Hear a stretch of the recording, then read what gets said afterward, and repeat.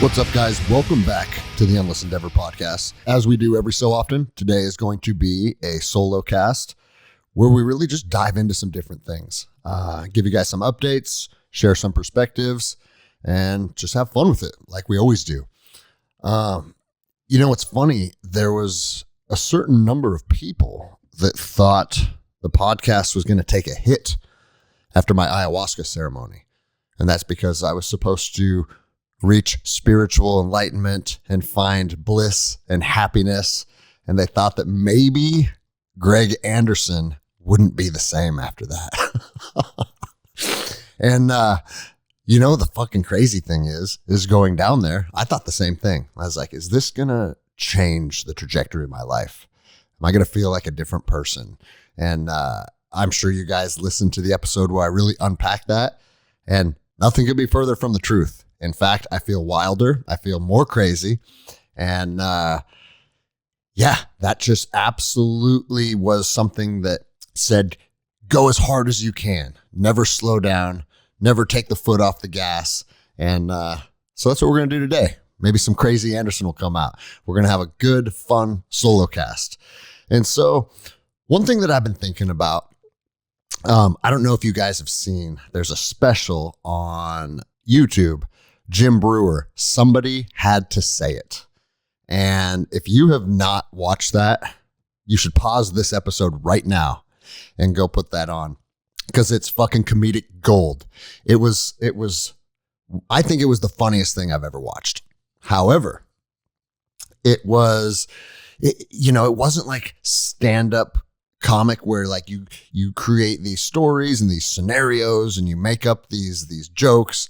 He literally was basically just giving a sermon on the current state of our country with all the bullshit from COVID and all the politically correct stuff and the trans stuff.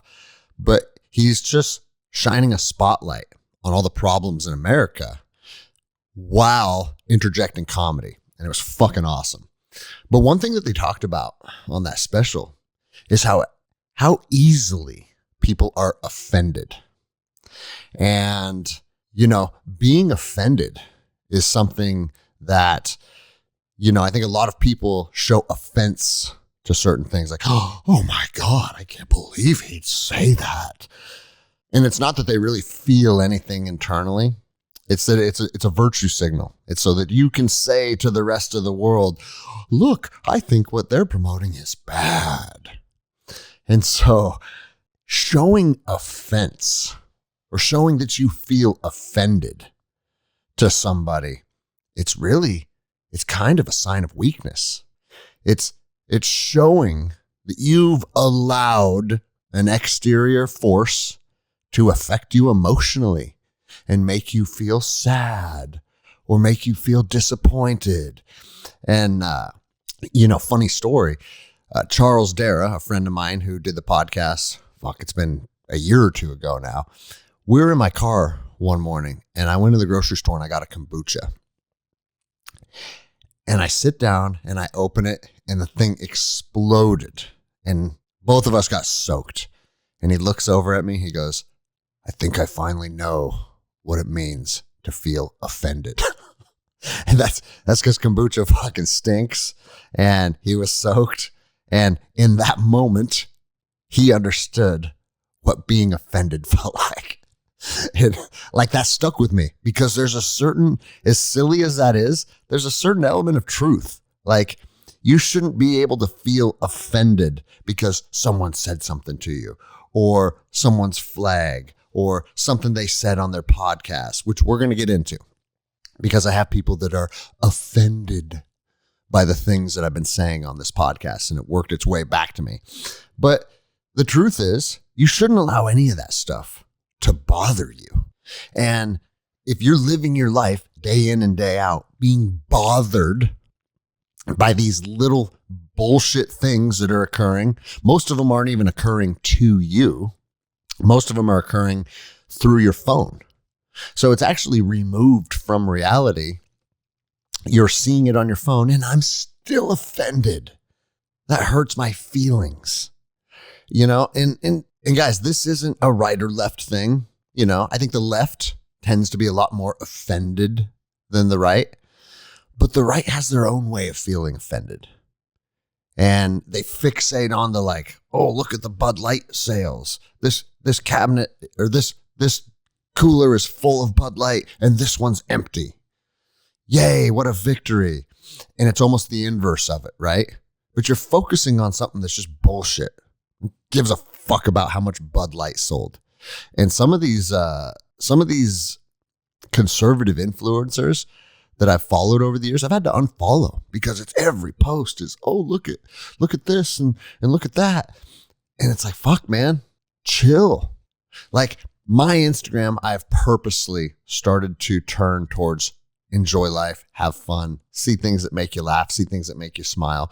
Sometimes when something egregious happens, I'll share it, like Washington State passing the bill to allow runaway kids to not be returned to home if they're seeking gender-affirming surgery. And some things are not just triggering, but they're legitimately evil. And if you don't use your platform to shine a light on that stuff, well, we're kind of letting it just fly under the radar. So it's a balancing act, right? But shining a spotlight on something that is evil versus fixating on Bud Light. I mean, it's been fucking 3 weeks now. Like, God, get over yourselves. But it is worse on the left, if we're being completely honest. You know, like the special that I watched, the Jim Brewer one. It's like, can you imagine? Can you imagine waking up one morning and being like, you know that toy that's been around for 100 years where it's a little potato and they put eyes and they put lips on it? Can you imagine if just one day you woke up and you wondered, why is it a mister? It could be a miss. Like, dude. And I don't know if you guys remember that, but that was an issue for a period of time. The gender of Mr. Potato Head. All right. Fuck. Like, I don't know. Fuck. I don't even know how this is a real conversation that we're having.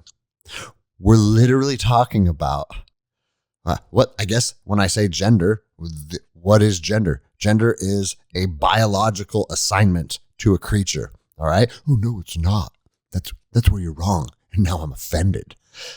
That's what gender has been since the beginning of time. Is this creature a boy or is this creature a girl? And there's adult human beings that we share the planet with right now that are concerned of what gender to assign to a plastic toy because the title is Mr. I'll let you in on a little secret, dummy. The Mr. Potato Head, it came with a mustache, all right? All right, pretty fucking clear what gender we're talking about here. And then when the Miss Potato Head came out, it came with dresses and it came with earrings and shit like that. Very fucking simple. Nope. Some people have to be upset about that. Oh my God. I feel offended. Or the Aunt Jemima syrup. That's another thing. Like, please, someone explain to me how Aunt Jemima, who is this woman that's kind of the face of this brand, right? It's racist. What? Yeah, it's racist. You can't have a black woman selling syrup. Okay. So what do you expect people to do with these? What do you expect? How do you expect people to react when those are the things that you put importance on? If those are the things that you put importance on, then obviously you are being mind controlled. You are falling into the plan exactly how they want.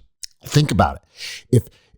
If they can make you, if they can spend your life energy and they can put you at a low vibration because of a toy having a mustache or dress, you are so far removed from ever putting yourself in a position to advance as a human being, to advance as a man or as a woman with love, with positive vibrations, with goals, aspirations. I'm going to go build this business. I'm going to build this family.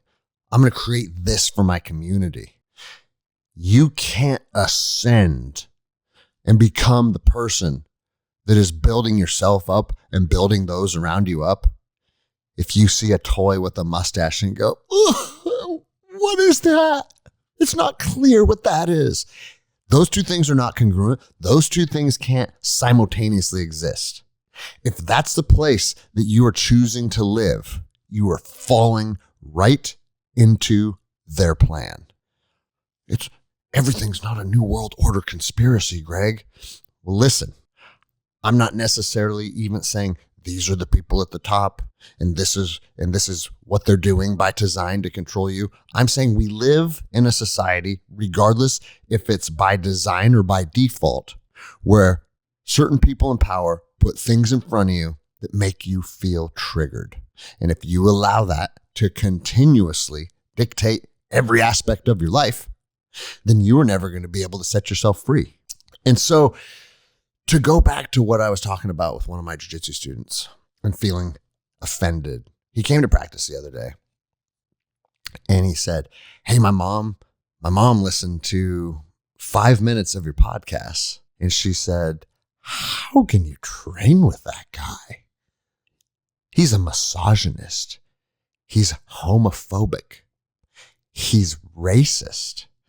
And I said, hey, how many other just copy and paste bullet points can your mom attach to me when she's never fucking met me? She's never talked to me. She doesn't know anything about me.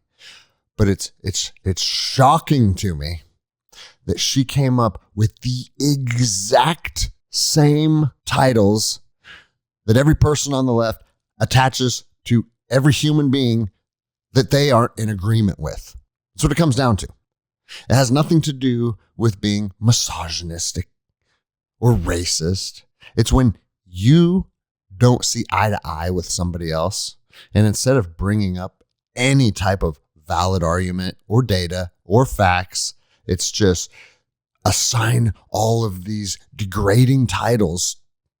And if everybody agrees to assign degrading titles to people, then we're going to make them look like a lower class of citizen.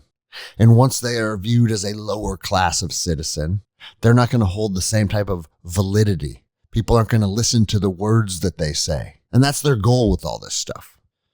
Anybody that doesn't fall in lockstep with the government agenda, this is what you're going to do. You're going to get your shot, and then you're going to social distance, and then you're going to shut your businesses down, and then you're going to do what do we say? And no matter what, if you ever don't fall in line, it's because you're transphobic and you're a racist.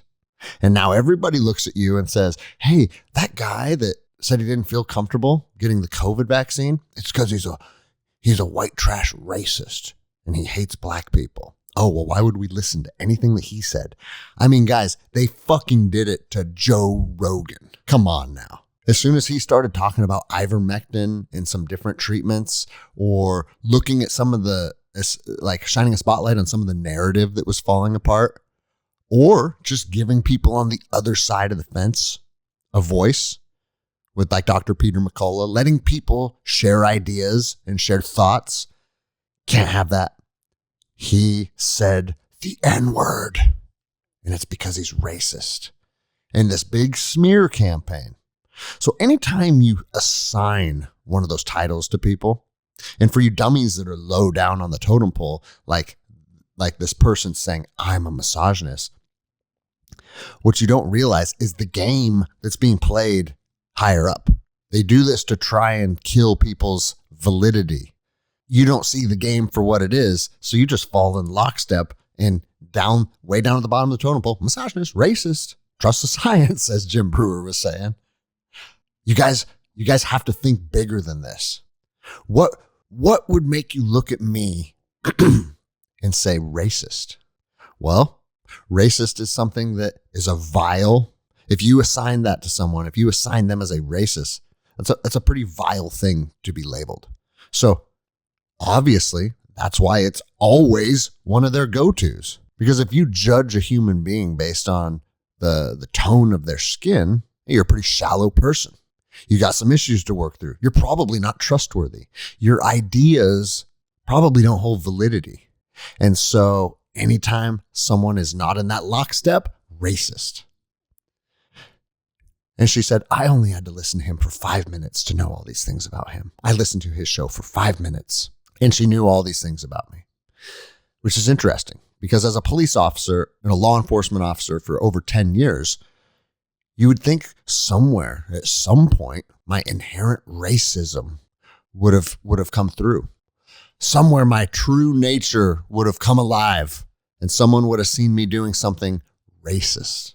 The truth is, conservatives, in my opinion, and I'm fucking surrounded by people that hold very similar values to me, are the least racist people. Because the left will say, we're racist, while simultaneously saying, we need reparations for this group, and we need special funding for that group, and we need to allow this many people into the school based on this ethnicity. All that shit is racist. They want to call us racist, and then they want to promote all of these different agendas to divide people or treat people special based on the color of their skin. That, by definition, is racism. Well, you can't be racist, Greg, towards white people.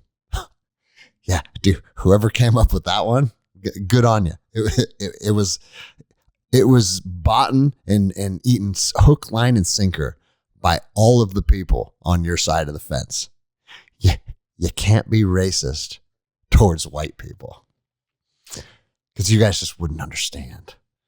So that's the reality that we're dealing with. And it's a fucking, the people on the right, the conservative people, from what I have, and guys, I say it often on this show, I might be in an echo chamber. Jiu-jitsu is very diverse. Inside of a jiu-jitsu academy, you get everybody. But if I'm being completely honest, my energy and my beliefs and the way I carry myself has attracted a certain kind of clientele. And a lot of us share the same ideology. And so what I can tell you is being immersed in people that consider themselves conservative or libertarian, I haven't met one person that is racist. I also don't know anyone that's homophobic. That's that, and we're going to that next because that was the next thing that I was. I'm homophobic. So, and I've had my buddy Sebastian on the podcast before, who's gay, and you know what, Sebastian, let's do a follow-up episode because I want you to tell the world how disgusted you are with all of this pride shit. I'm homophobic because I don't support pride parades. And I don't think half-naked men need to be dancing in children's libraries. Shit like that. Shit that 20 years ago, everybody would have been like, the fuck are you talking about? But because you've been programmed for the last 20 years to believe this stuff and just continuously consuming everything that your master puts in his hand and holds out before you, now you somehow think that that's okay. And if someone looks at that and says that's bizarre, that's gross, I don't like that, homophobic, transphobic. It's the same thing we were saying about racism, guys. It's the exact same thing. Nobody's homophobic or transphobic. They just have belief systems that are different than yours. And I can look at your belief systems and I can think they're gross. What's the problem with that? We've talked about that on the show plenty of times where I don't personally think there's anything about your lifestyle that is impressive or attractive. In fact, I think it's vile. I think it's gross. That doesn't mean that I don't support you being able to live like that and make those choices. And every fucking conservative person I know feels like that. You go do you, and I'll do me. Like, I had a buddy, an Asian buddy, that would eat balut egg. And I think that's fucking gross. All right. Or durian fruit. You ever had that? Go open a durian fruit in your office and let me know what happens. Because when he would do it, it'd clear out the whole fucking office because it smelled like the septic system broke or something. Rancid. And I think it's fucking gross. And he's my homie. But I think a choice that he makes, that he thinks brings him pleasure, something that he likes, he doesn't think it's gross. Greg, you can't compare food to sexuality. That's ridiculous. No, you can compare it. You know why? Because that's how little it matters. It matters to me about the same. I like to eat a ribeye. He likes to eat a balut egg. And that's fucking gross to me. I like to fuck a woman. Sebastian likes to go home and fuck a dude. Yep. And that's gross to me. And that's how much it matters. But what we've done is we've allowed this to be like this focal point on every single thing that we do. And the gay community is sick of it. The gay community that is reasonable people, they're sick of it. Every single thing doesn't have to be pride, flags, LGBTQ plus. Like the acronym gets longer every day. It gets more confusing every day. And now this big push over the last year to kind of intertwine the children into it. Nobody of any sexual preference is okay with that if their brains work right. If you're a gay man or woman and you're a reasonable human being and you look at that and you say, yeah, that doesn't, what does our sexuality have to do with pumping children full of hormones? Oh yeah, nothing. Absolutely fucking nothing. But your enemy has done a fantastic job at combining all of these things together. So if you stand up against any one little aspect of the agenda, it's because you hate everything about all of them. It's a childish way of thinking. It's a small way of thinking. And if you buy into that, it's because you're thinking small. It's nuanced. It's not fucking one size fits all. You have to look at each of these little aspects and you can hold different opinions on them. So we're at a weird fucking time. You know, I went hiking with Sebastian. Does that mean I'm homophobic? And the thing is, like, just like I've said on the podcast before, guys, when I was on the SRT team in Los Angeles, man, we had all different races on the team and we'd bust each other's balls with stereotypical racist ass shit towards one another, having fun with it. And if you can't just be lighthearted and roll with the punches, you're offended and you're not going to make it on any team or group of people or social setting that has real men and women inside of it. Because that's just how we roll. That's how people celebrate each other's differences, is by busting our balls and having fun with it. And my gay buddy tells me all the time, like, he can't wait until I'm ready to try the gay side of the house. Yeah. And guess what? It ain't fucking happening. All right. We've really allowed people. This is what I think being offended is. We've allowed people to take their own personal deficiencies. And instead of being able to take any ownership of their deficiencies, because if you can't take ownership of your deficiencies, you're never going to be able to move past them. So instead of allowing people to take ownership of their deficiencies, we are now celebrating their deficiencies. And when you celebrate someone's deficiencies, what you're doing is you're really ensuring that they get stuck there. So think about that. When we celebrate deficiencies, we're putting people in a place where they feel, you know what, I'm good right here. I don't need to do better. There was a woman the other day, I saw the story come across my feed at some point, where she was so fat that she was offended that she had to pay for an extra airline seat. That's not fair. This is just her body. This is just the shape of her. This is just who she is. Why should she have to pay twice as much for somebody else who's just flying to the destination of their choice inside of their body? That is a direct result of celebrating a deficiency, because everybody involved, every single human being that looks at that story can say, I bet I could run the story by my 8-year-old and she could be like, yeah, because she's using 2 seats, she's paying for 2 seats. Is that a concept that is hard for anybody to grasp? But no, you can't apply common sense to it because that's body shaming. And you can't apply common sense to it because it might offend that person. You know, I had a buddy the other day, I think I might have mentioned this on last week's episode. We were talking about all this stuff. He's super fucking successful. And he said something to me that was like, whoa, it kind of stuck with me. Because he goes, Greg, all of these people that are, I forget exactly how he said it verbatim, but all these people that are operating on a lower frequency and are non-producers and are struggling to make their life work. He goes, That's why it's so much easier to win. That's why it's so much easier to get to the top. He goes, if everybody was working as hard as us, it'd be a lot harder to be successful. and this dude's a multimillionaire. And again, I don't think he phrased it exactly like that, but that was the concept that I walked away with, thinking like, man, you know, you got all of these people like Andy Frisella and Joe Rogan and Jocko that are trying to lift everybody up, that are trying to make everybody stronger. But I think it might just come down to a certain percentage, and there's not much that can be done to change it. And some people are wired to fucking go out there and try and win. And some people are wired to go out there and fucking take. We have our producers and we have our takers. And that's really what it boils down to. And I think more and more of society is starting to morph towards takers. But perhaps that's how it's always been. You know, if you look at society throughout history, you know, we hear all these incredible stories of men and women that have done powerful things, but maybe it's because they're the 1%ers. That's why the books are being written about them. That's why the movies are being made about them. And most people throughout history are your peasants. They just do what they're told, don't ask questions, don't push back, allow whatever power to be to program them.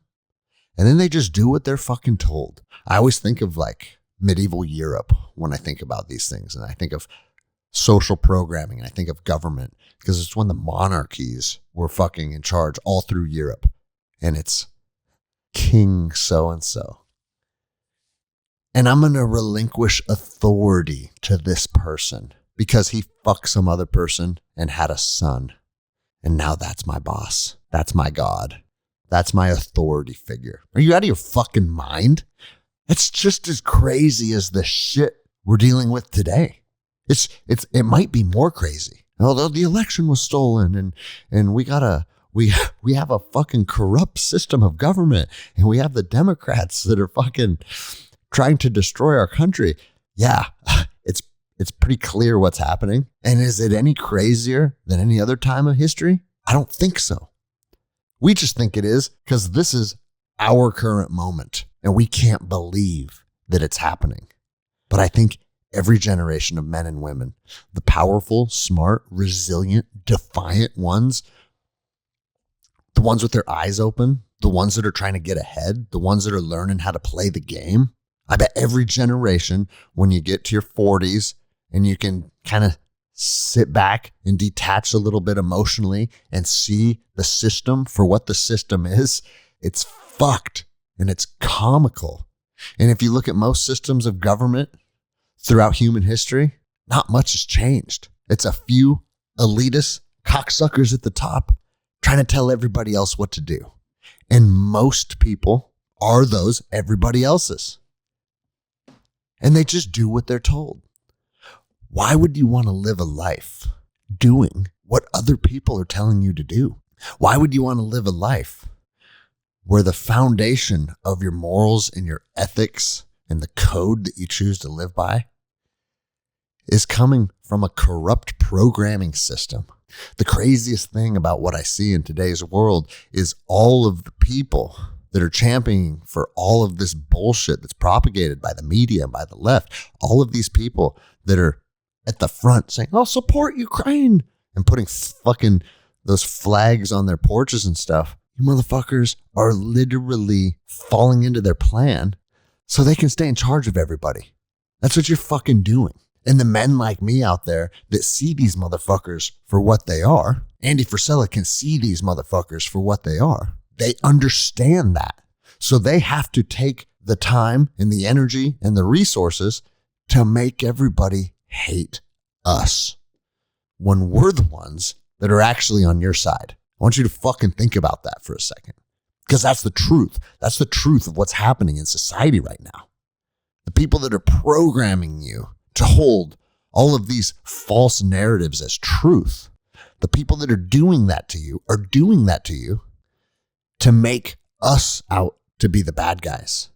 You can take all of these crazy ideologies and once you hold that as your true north, your true moral compass, than to people that are on the outside saying, hey, hold on, that doesn't make sense. It's that easy for us to be the bad guys. And that's what's happening.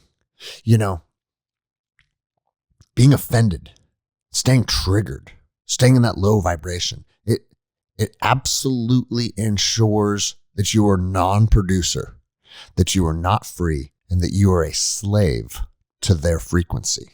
You are a slave to their frequency as long as all of the bullshit that they're promoting is being consumed by you. If that's your truth, then they're your master. You don't need a fucking master. Be your own fucking master for once. Stand up against what you think is bullshit. If everybody that felt the way that we feel, and when I say we, it's because I believe the people that are consuming this podcast are probably already on a pretty good path. But if everybody would stand up against it, it ceases to exist because it holds no power. But again, if you're listening, you probably already understand that. So what's the mission? The mission is to try and help the people in society that don't see they're being programmed, that don't understand this is just a big fucking control measure, that don't understand they're being hypnotized by evil. For me, a big part of that is teaching the kids jiu-jitsu program. You can't become tough and hardened on the mats and still be weak inside. Those two things are not congruent. So I find ways to embolden and empower people. And that's the antidote to what they're doing to us. You know, my buddy's mom that said all that stuff about me. I said, hey, we're having a jiu-jitsu barbecue on Friday. Invite her. Have her come. Have her meet me. Have her talk. And he said, no, it's not a good idea because it'd get ugly. And I'm thinking, man, this person that holds all of these demeaning titles for me also isn't willing to have a talk with me because he said she would yell at me. Guys, it's like we're operating in two different universes simultaneously. And if you aren't willing to break out of the fucking matrix, you're going to be stuck there forever. Another thing that I think is important to talk about in this topic is they want you to be attached. They want you to be attached to these ideologies that make you dislike anyone who stands against them. And it's very similar with trauma. Some people probably aren't going to like what I have to say about this, but I believe this to be the truth. A lot of people like to be defined by their trauma. It's very similar, it goes hand in hand with what we've been talking about today. People like to be defined by their ideology or their political affiliation or their virtue signaling. If you have something that you can fucking be a champion for and be like, look, this is the hill I'm dying on. It's easy to then be attached to it and to hold on to it. And when you're attached and you're holding on to things, that's when you miss opportunities to grow. And so this is very, very, very prevalent in my community, the veterans community, the law enforcement community. People hold on to their trauma because when you allow that trauma to kind of be the focal point of who you are, now you're defined by your trauma and it's your image. When you allow your trauma to define you, you have no other option but to hold on to it. That's why you see the guys that are 75 years old with all of their walking around and all of their Vietnam attire with their medals and their hat. Sometimes it's even more than that. They have like their old BDU top on from the 60s. You think you're ever going to be able to drop your bags and become something better when who you look at in the mirror every single day is the person still being defined by that trauma? Somebody that is still looking at that period of their life and saying, that was my Super Bowl. That was my pinnacle.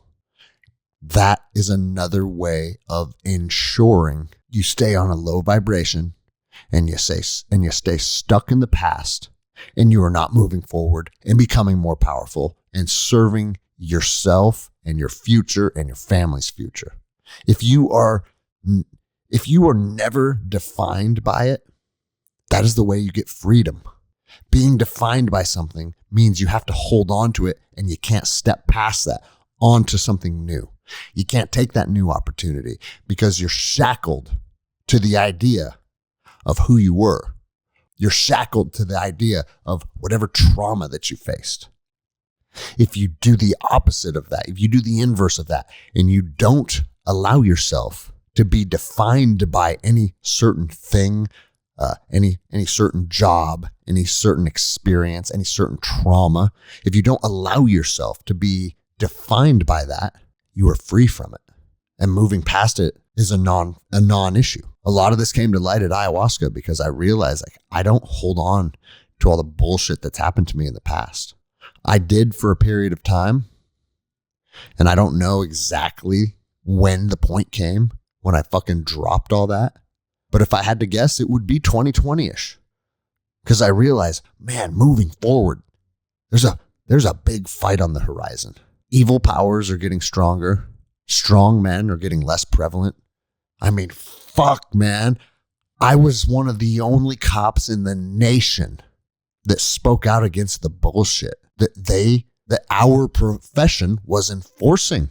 We were the ones going out there, shutting the businesses down. We were the ones going out there, telling people they couldn't be at the park and arresting people for surfing. And every single fucking one of us knew it was wrong, and not very many people stood up. Shame on us. We all knew it was wrong, and not very many people stood up. In my opinion, that is why there has been, I don't know if you guys have seen this, but I was talking to a buddy about it the other day. The veterans community is a little less trusting of law enforcement these days. And if you ask yourselves why, there's your answer. Because the veterans community wasn't afraid of risking everything they have in support of their belief system. Now, we've talked about it on the podcast a lot, guys. The reasoning behind the wars and supporting Bush and Cheney and all that shit. Yeah, I was a 20-year-old kid. I didn't get it. But what I did get is, man, these are the bad guys. Let's go get them. And I'm willing to lose everything for that belief. It's empowering. When you are willing to stop at nothing to support your belief system, it's empowering. That's why so many veterans, when they leave that, they feel lost. But I know a lot of veterans hold that same expectation for their law enforcement officers, is that the job and the way that in which you interpret and enforce the law needs to come from a place of morals and ethics with one thing in mind. And that one thing is taking care of our citizens and doing the right thing, period. That's our expectation. And when we saw a lot of officers unwilling to do that, that's what caused that divide. So instead of getting mad when people are anti-cop, look yourself in the mirror and ask, what did I do that may have contributed to this? And what can I do to change that trajectory? Because it's important things to think about, especially if you're still inside of the profession. And I say it all the time, guys, most cops are cool people. Most people I work with are good human beings. But being a good human being also doesn't give you a pass to just turn a blind eye to something that's super fucking important, because our society has higher expectations on you because you are the enforcement arm of the government. That is why we get to have higher expectations on you. And so I know we're going down some different rabbit holes. That's what we do. That's what makes this fun. But a lot of the things that we talked about today are important, regardless if you're a cop or not, or if you're a person that's easily offended or not, or a person that's stuck to your trauma from the past. Like, it all comes down to one thing. It all points back to the same thing. And that is, there is a force on planet Earth. You can call it evil. You can call it a dark energy. You can just call it greedy, power-hungry human beings. But one thing that is true is there is a force on planet Earth that wants to keep us at a low vibration. They want to keep us being non-performers. They want to keep you offended. They want to keep you stuck to your trauma. They want to keep you in a state in which anybody that disagrees with you is your enemy. They want to keep you in a state where your belief systems are the only ones, and anybody else that shares anything outside of those is a racist, is a homophobe, is a transphobe. And what it does is it keeps everybody in a lower vibration. It causes a lot of infighting amongst ourselves. And again, it's by design. And as long as our focuses are each other's problems, how I feel offended, what my trauma is, or in the instance of the veterans, like not knowing what their next mission in life is and just feeling lost, like despair, all of these things that is being propagated against everybody is to keep you weak and to keep you compliant and to keep you in a state where you are easily controlled. And that's the truth. And that's why I talk about this shit every single fucking week. It's why David Goggins is out running every single fucking day. It's why Andy Frisella is fucking screaming from the mountaintops, because the goal is to empower human beings. But it doesn't matter what book you read or what podcast you consume. It matters what you do in your own life right now, today. My boss is a dick, but I'm just going to keep going back to work. My wife's a bitch, but I just will never get a divorce. All these things that you just continuously subject yourself to are going to keep bringing you down until you make the decision to change. But one thing I've been thinking about lately, and I'm not trying to be a negative Nancy, but maybe a certain percentage of humans can change and a certain percentage of humans can't change. It's outside of their capacity. They don't have the will or the desire or the wherewithal of what's going on around them or in our societies or in our communities to ever want to break out of this toxic cycle of control that everybody's subjected to. They don't have the capacity to break free of that. So where does that leave the rest of us? That leaves us in a world where we're going to continuously have to be navigating the balance between the two sides, between what most of us would consider good and evil. And I know that a lot of us believe that good will prevail at some point, but if we look at history, good doesn't always prevail. It's a pendulum that swings back and forth. And just like everything else in life, I think good and evil are always trying to find a balance with each other. So the only thing you can do is the things that affect your own personal life, the things that can change the trajectory of the people that you touch, of your community, of your family, of your children. And if we do that day in and day out, then perhaps we have the ability to change the scales and make the pendulum swing back just a little closer to good for our time on this planet.